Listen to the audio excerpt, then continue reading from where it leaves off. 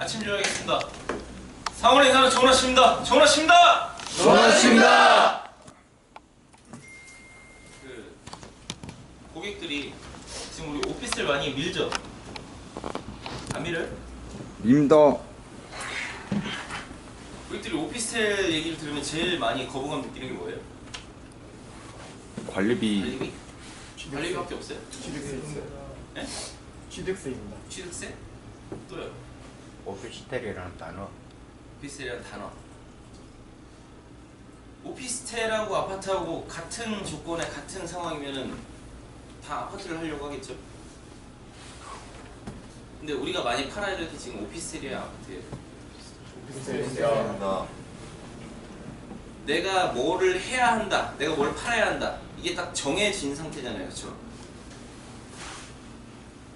내가 아파트를 팔고 싶다고 해가지고 이미 팔린 아파트 몇 개 없는 아파트를 팔아야 한다가 아니잖아요.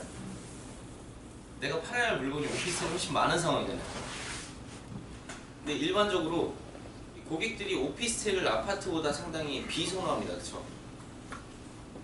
근데 어떤 경우에서는 오히려 아파트보다 오피스텔을 선호하기도 해요. 그러니까 무조건적으로 아파트가 좋다라는 건 아니에요.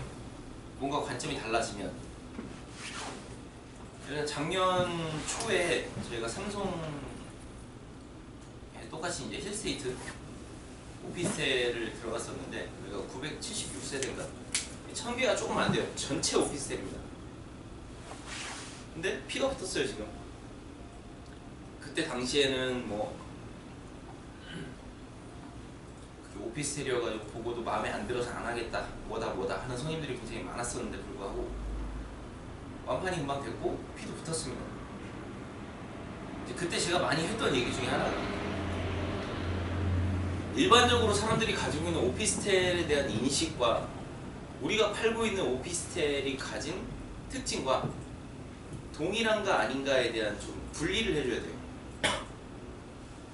예를 들어 일반적으로 사람들이 가지고 있는 오피스텔에 대한 선입견, 이건 어떤 오피스텔을 논하는 거냐면 건물이 크게 이렇게 한동으로 되어 있어서 그 전체 건물이 오피스텔인 거예요. 향이 어떻겠어요? 남향도 있고 동향도 있고 서향도 있고 북향도 있습니다. 그리고 바깥쪽으로 다 창이 나 있으면 안쪽은 어떻겠어요? 전부 막혀있는 구조예요. 그리고 건물을 설계를 하게 되면 그 건물의 하중을 지탱할 이런 뭐 기둥 형식이라든지 이런 것들이 다 들어가야 됩니다. 그렇죠? 근데 우리가 일반적으로 지금 요즘 들어오는 아파트들은 다 어떤 구조예요? 두께로 생각했을 때 그냥 한 세대가 앞뒤로 다 뚫려 있는 구조예요, 대부분이. 그리고 그 세대를 건물의 외벽이 뭐 두껍게 들어간다든지 아니면 평면도를 보면은 이 두껍게 들어가서 전용 면적을 뺏어가는 것들이 거의 없습니다. 이 건물의 하중을 지탱하는 그 기둥의 구조들이 우리가 살고 있는 집 내부에 들어가는 구조가 거의 없단 말이에요. 근데 오피스텔은 어때요? 평면도 내에 기둥 형식의 건물의 하중을 지탱하는 것들이 굉장히 많이 들어가 있는 게 대부분이에요. 가뜩이나 오피스텔이 원래 아파트보다 훨씬 작게 만들고 월세를 받는 구조로 되어 있는데 작은 공간에 하중을 지탱하는 기둥까지 여러 개가 들어가 있기 때문에 구조 자체가 굉장히 안 좋습니다. 일반적으로 아파트에 비해서. 거기다 통풍이 어때요? 한쪽이 막혀 있어요. 그리고 노후화가 굉장히 빠르게 되죠. 왜? 사람들이 물건을 쓰는데 똑같은 물건이에요. 내가 내 차를 삽니다. 새 차를 뽑았어요. 그럼 그 새 차를 얼마나 잘 관리를 합니까? 그쵸? 근데 렌터카를 빌려요. 무슨 일이 있어서. 운전하는 게 어때요? 대부분 사람들은 어때요? 내가 새 차 뽑으면 내 차 운전할 땐 조심조심 하는데 아무리 새 차라도 렌터카 뽑으면 어때요? 막 하잖아요. 엑셀도 깊이 밟아보고 차 성능 얼마나 좋은지 보려고 코너에서도 막 밟으면서 가고 그러지 않습니까? 근데 오피스텔의 대부분 용도는 뭐예요? 원래? 소형 오피스텔, 작은 오피스텔. 일반적으로 오피스텔을 크게 만들거나 아파트를 대용할 물건으로 만드는 게 아니잖아. 거기다가 렌탈을 하기 위한 용도로 만드는 게 원래 오피스텔이란 말이에요. 월세를 받기 위해서. 그럼 사람들이 어떻게 씁니까? 똑같은 물건이라도 아파트는 내 물건이기 때문에 잘 사용을 한다면 오피스텔은 렌탈을 하기 때문에 막 쓴단 말이에요. 내가 집주인이 아니고 이게 내 게 아니기 때문에. 그럼 건물의 노후화가 훨씬 더 빨리 진행이 되겠죠. 막 쓰니까. 그쵸? 그리고 뭐 룸이 하나짜리, 룸이 2개짜리 이런 소형 오피스텔 보면 또 어떤 사람들이 많이 살아요? 이 월세를 사는 사람들 중에 안 그런 사람들도 있겠지만은 대부분은 어때요? 내가 직접 구입을 하거나 전세를 거기다가 전세금을 넣을 만큼의 돈이 여유가 있지 않은 사람들이 월세를 많이 산단 말이에요. 그러니까 소득이 일정하지 않거나 아니면 소득이 적거나 아니면 우리가 일반적으로 얘기하는 정규직 회사에 들어가서 사는 사람이 아니라 이런 것들이 아니라 나의 어떤 직업이 확실하게 정해져 있지 않아서 내년에 내후년에 내가 어떻게 될지 모르는 상태에 있는 사람들이 상대적으로 아파트보다 훨씬 많단 말이에요. 이런 여러 가지 것들 때문에 거기서 예를 들어 내가 막 옆집이고 앞집이고 막 밤에도 일하고 아니면 뭐 뚜렷한 직업이 없고 이런 사람들이 내 주변에 많이 살고 있다면 내가 여기서 애를 데리고 키우기에 교육 환경이 어떻겠어요? 당연히 안 좋을 거 아니에요. 그쵸? 손님들이 그냥 겉으로는 뭐 세금 때문에 걱정이 된다 아니면 아까 얘기했던 뭐 관리비 때문에 걱정이 된다 이런 얘기만 하지만 실제로 이 사람들이 가지고 있는 오피스텔에 대한 부정적인 이런 인식들이 굉장히 많단 말이에요. 그래서 이거를 애초부터 깨줘야 됩니다. 우리는 오피스텔이지만 오피스텔이 아니다라는 걸 인지를 시켜줘야 돼요. 근데 이거를 뭐 아파트는 주택법으로 들어가고 오피스텔은 건축법으로 들어가고 이런 소리를 하면은 고객이 와닿지가 않아요. 우리가 오피스텔 왜 지었어요? 왜 지었습니까? 지금 우리 부지가 어떤 부지예요? 상업시설에 아파트 들어갈 수 있어요? 못 들어가죠. 1186개 중에서 54개만 오피스텔이에요. 몇 프로예요? 채 5%도 안 돼요. 채 5%도 안 된다고요. 그 오피스텔을 만든 이유가 뭐겠습니까? 여기가 상업용지고 너무 좋은 땅이고 상업용지는 어떤 땅이에요? 주거용지보다 상업용지가 상대적으로 훨씬 더 일반적인 사람들이 생각할 때 시내 중심부 가장 사람들이 많이 다니는 땅에 위치를 했잖아요. 그쵸? 그런 데다가 주거시설을 놓기 위해서는 아파트로 허가가 안 나니까 뭘로 받아야 돼요? 주상복합으로 받아야 되죠. 그래서 오피스텔 기어 넣었어요. 54개. 이거는 회사 입장이고 내가 만약에 이 물건을 구매할 구매자라고 한번 생각을 해보세요. 만약에 이렇게 좋은 위치에 여러가지 주변에 개발 호재들을 끼고 있고 앞으로 가격 상승이 매우 높게 기대되는 미래가치 있는 그런 위치 좋은 브랜드에 34평짜리 아파트랑 25평짜리 아파트가 있으면 어떤 게 더 인기가 있겠어요? 당연히 25평이 더 인기 있을 거 아니에요? 그렇죠? 그래서 여기에서는 25평을 아파트를 두는 대신에 허가를 오피스텔로 받으면서 여기에 그 25평 아파트를 대신할 물건을 집어넣은 거예요. 무슨 얘기인지 아시겠어요? 우리 오피스텔 어때요? 그냥 딱 2교실밖에 없잖아요. 앞에 다 뚫려 있잖아요. 일반적인 아파트 형태의 구조를 가지고 있단 말이에요. 환경은 어때요? 이 오피스텔에 월세가 들어가면 최소 100만 원 이상 나올 텐데 월 100만 원을 주고 쓸 사람들이 제가 좀 전에 설명했던 일반적인 오피스텔 쓰는 월세로 사는 그런 사람들이겠어요? 아니란 말이에요. 여기는 실제로 오피스텔 용도로 개발이 된 게 아니라 주거시설인 아파트 용도로 만든 허가만 오피스텔로 받은 물건인 거예요. 뭐 취득세가 비싸다? 관리비가 비싸다? 다 필요 없어요. 결론은 뭐가 얼마고 뭐가 얼마고 중요한 게 아니라 여기 25평짜리 아파트랑 여기 25평짜리 오피스텔이 있는데 완전히 다 똑같이 생겼어요. 다 똑같아요. 그러면 뭐 이건 아파트고 이건 오피스텔이라 얘가 세금이 더 비싸고 뭐가 어쩌고 저쩌고 할 게 아니라 총 금액이 얼마냐 비교하면 될 거 아니에요. 여기 만약에 25평 아파트가 들어갔다면 얼마에 구매를 할 거냐, 얼마의 시세가 형성이 될 것 같으냐, 주변에 25평 아파트 지금 얼마를 받고 있다, 얼마 시세가 형성이 되어 있다. 그럼 우리 물건이라면 얼마 정도의 거래가 되겠냐. 근데 지금 어떤 조건이고 얼마다, 옵션이 들어간 걸 치면 얼마다, 뭐랑 비교해서 이게 얼마에 거래가 될 거다. 그러면 여기를 지금 분양가대로 받는 사람들은 얼마 정도의 유리한 포지션이 생긴다. 거기에 플러스 팀장님한테 부탁을 해서 지금 여기는 오피스텔 같은 경우 물건이 너무 좋기 때문에 없잖아요. 1번에 안 팔렸잖아요. 지금 직원이나 직원 가족들한테 받은 그런 물건들을 부탁을 해보는 거잖아요. 이거를 안 좋은 것들을 내가 자꾸 여기서 꺼내게 되면 물건이 끝도 없이 안 좋아져요. 그거 어떻게 팔아요? 못 팔지.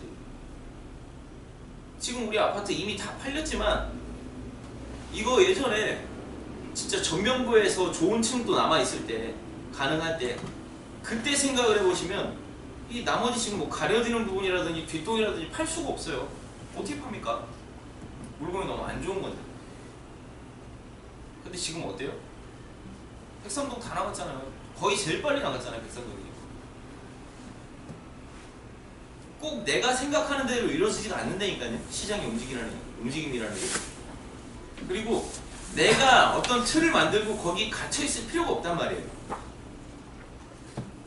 항상 가능성을 열어두셔야 되고, 뭔가 이게 논리적으로 가능하다는 걸 내 스스로 먼저 알고 있어야 돼요.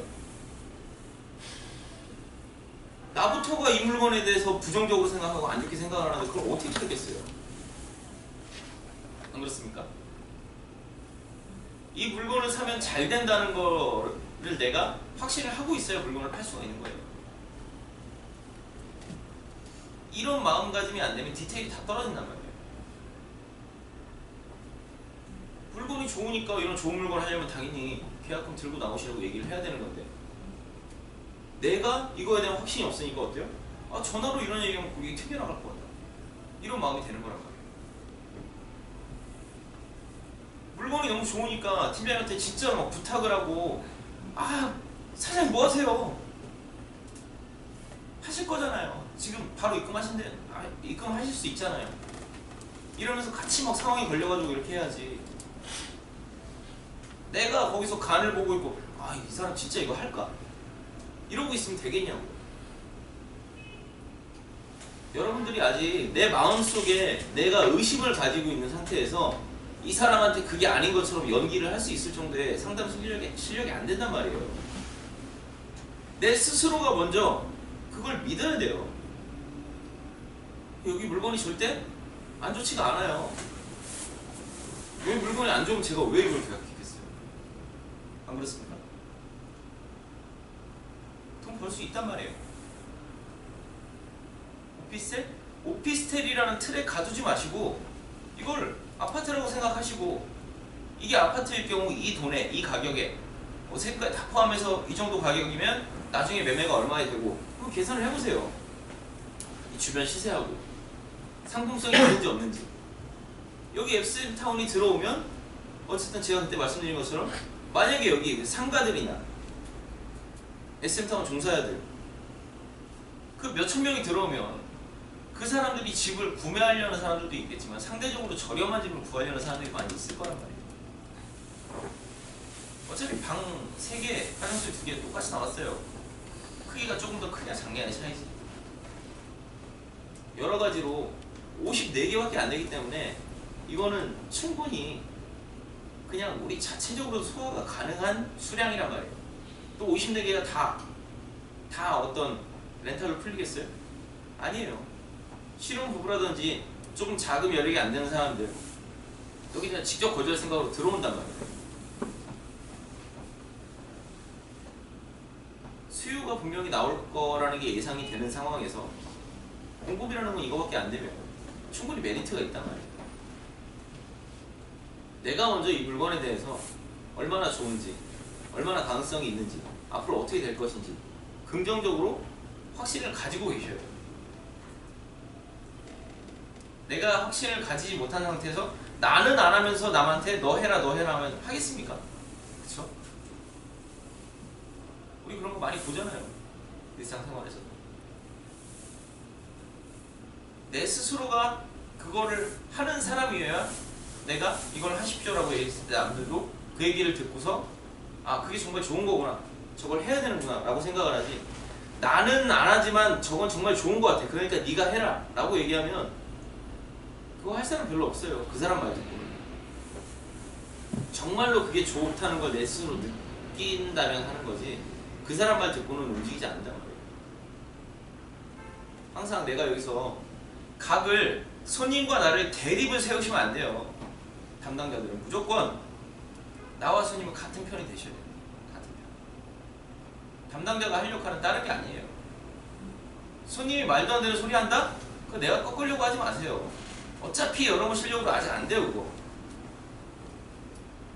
그냥 나는 무조건 당신이랑 같은 편이고, 대신에 우리 팀장님이 어떤 사람이고 얼마나 대단한 능력을 가지고 있고 이 사람한테 얘기를 들으면 얼마나 좋으니까 같이 한번 들어보면 도움이 될 거다라고 얘기해요. 그 다음에 만약에 대립각을 팀장이 세우더라도 팀장이 나가고 나서 그 테이블을 다시 만드는 게 담당자가 할 역할인 거예요. 애초에 내가 대립각을 세우고 손님을 쫓아보내는 게 아니라, 팀장 클로징도 못 붙이는 게 아니라, 손님이 말도 안 되는 소리를 한다고 해서 내가 거기서 이 사람과 대립각을 세우면 안 된다고, 담당자. 무슨 얘기인지 아시겠어요? 네. 오늘 누구죠? 정답. 네, 나오시죠.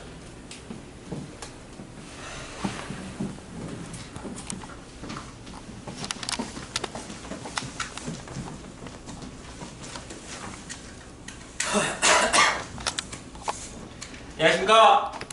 NKDNC 김영근 부장입니다. 두 번째 사업제도 여전히 떨리네요. 오늘 제가 이야기할 주제는 소중함 그리고 감사함입니다. 제가 이 스피치 주제를 어제 좀 생각을 하면서 나에게 소중한 것이 무엇이 있을까 이렇게 곰곰이 좀 생각을 한번 해봤어요. 여러 가지 카테고리들이 나오더라고요.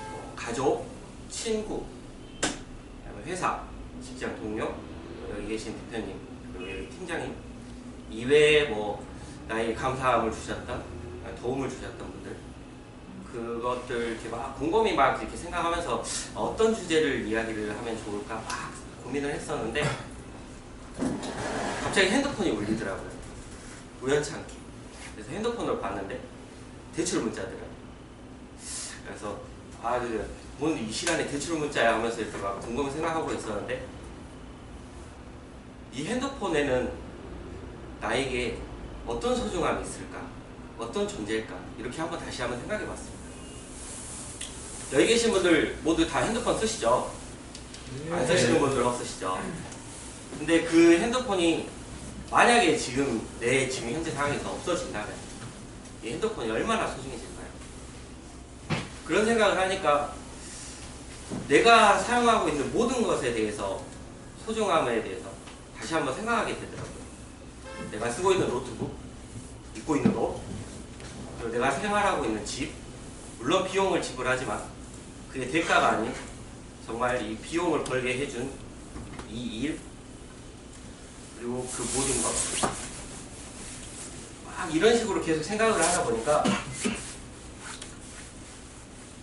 이 모든 것들에 대해서 감사함이라는 게 생기더라고요. 몰랐었어요. 그냥 당연히 있는 것.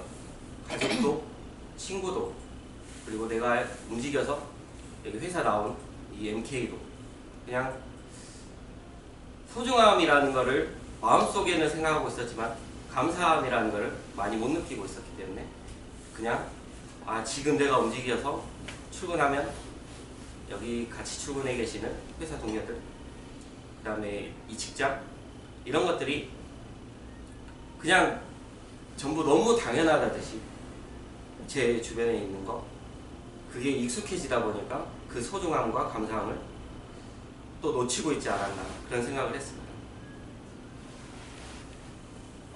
황 팀장님이 며칠 전에 저에게 말씀해 주셨어요. 한 번에 변하기는 어렵다.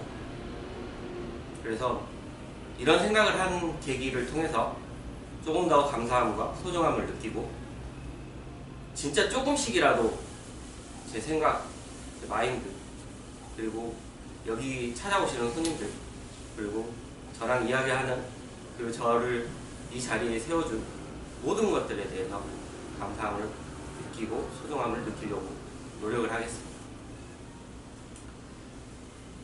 이상입니다.